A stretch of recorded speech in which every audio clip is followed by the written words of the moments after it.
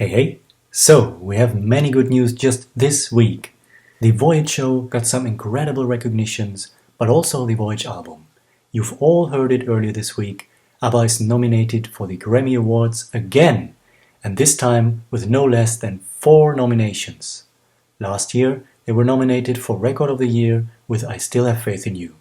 And this year they are back with 2 nominations for their album Voyage, Album of the Year, and Best Pop Vocal Album, and with 2 nominations for their song Don't Shut Me Down, again for Record of the Year and for Best Pop Crew Performance.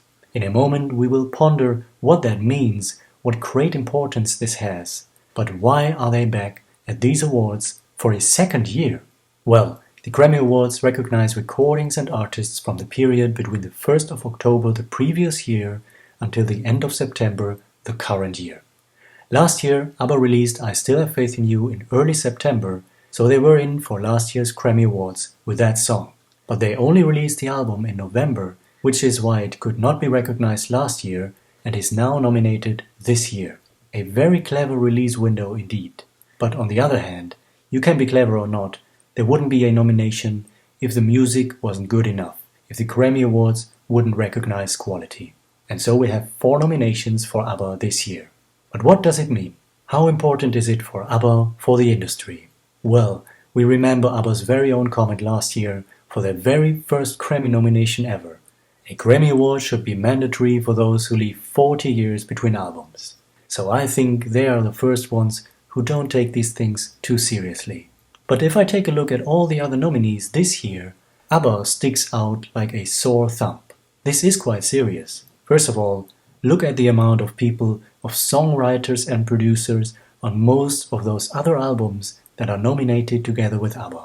Will you just take a look at this? And then we have ABBA Voyage with 2 songwriters, Björn and Benny. 2 people who wrote this entire album and 1 producer, 1 man who produced it all, Benny Andersson. That's reason enough to give them all these awards. That's remarkable. But apart from that, ABBA still feels so strange within all of these nominees. And here's why.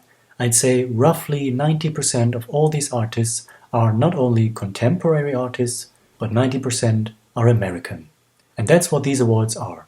American through and through, with few exceptions. So there we have 4 nominations for this band from Sweden in Europe, for these 2 songwriters who are nominated for Record of the Year for 2 years in a row.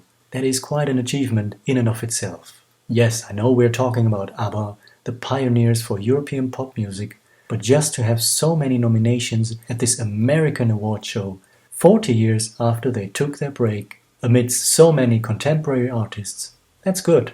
And that's it. I do not expect ABBA to win any of these awards, not because I don't think they're the only ones deserving it, of course they are, but simply because of the nature of these awards. Certainly, the more nominations, the higher the chance to win at least 1 category. So who knows? I wouldn't expect it at all, but if they'd win just 1 of those categories, to be honest, that would be mind-blowing.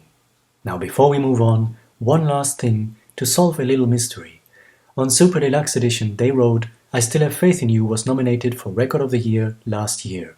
Quite how that song was nominated for the 64th Grammy Awards and Don't Shut Me Down gets nominated for the same category this year, when both songs were released on 2nd September 2021, is something of a mystery. So I had a quick look into it, and I found out that Record of the Year is either nominated or awarded for a single or for 1 track from an album. And since Voyage, the album, was released in November last year, this is what counts for this year's nominations, as I mentioned before, and Don't Shut Me Down, so I assume, is nominated as being part of that album. And I think that's even more remarkable, that they decided to recognize it for these nominations. These incredible nominations were announced this week on Tuesday, when we were in the middle of our celebrations for Frida's birthday. So that must have been a wonderful gesture for her, and it brings us to our second news, because on the next day we already got something back from Frida with a lovely message of gratitude for all our birthday wishes. Dear all, my heartfelt and humble thanks for all your lovely wishes on my birthday. Frida. Even sending us some emojis. And there seems to be no time for break this week Because the Voyage show got some huge recognitions too. When the Grammy nominations were announced, I've had a comment on one of my videos saying this: they should get an award for the best technology visual concert experience ever created. Hopefully one day. Well, one day indeed. It took a day or maybe two, and look at that. Here it is. The producers and managing team of ABBA's Voyage show received the Artist and Manager Awards for ABBA Voyage, more precisely in the category Innovation. But this isn't where it ends, folks. The ABBA Voyage team also received recognition as being the #1 most influential project in Europe and #5 most influential project worldwide by the Project Management Institute. There's an entire article with details and interviews. I'll have the link in the description below. You can see that ABBA's Voyage is in incredibly good company in this list, which also has futuristic projects devoted to infrastructure, climate issues and mobility. And I think it's just amazing to see a project here that simply deals with art. Because, my God, art is sometimes overlooked, but it is so important too to sustain humanity. It's not the only thing, but it's crucial too. So this is a truly important recognition. You have no idea how proud I am of these people and how proud I am of ABBA, who chose those people to work with and whose own contributions made it all so magical. And just to give them some more promotion, for free, I'm not paid to do this, but ticket sales for the show in London have just been extended until November 2023. And that's all the news, all the good news we have for this week. Let me know what you think about it in the comments below.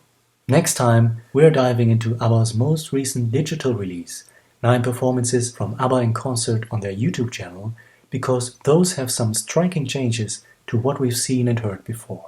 We compare the new high-definition restoration with all its glory and with all its serious flaws. Alright, until then, hey då!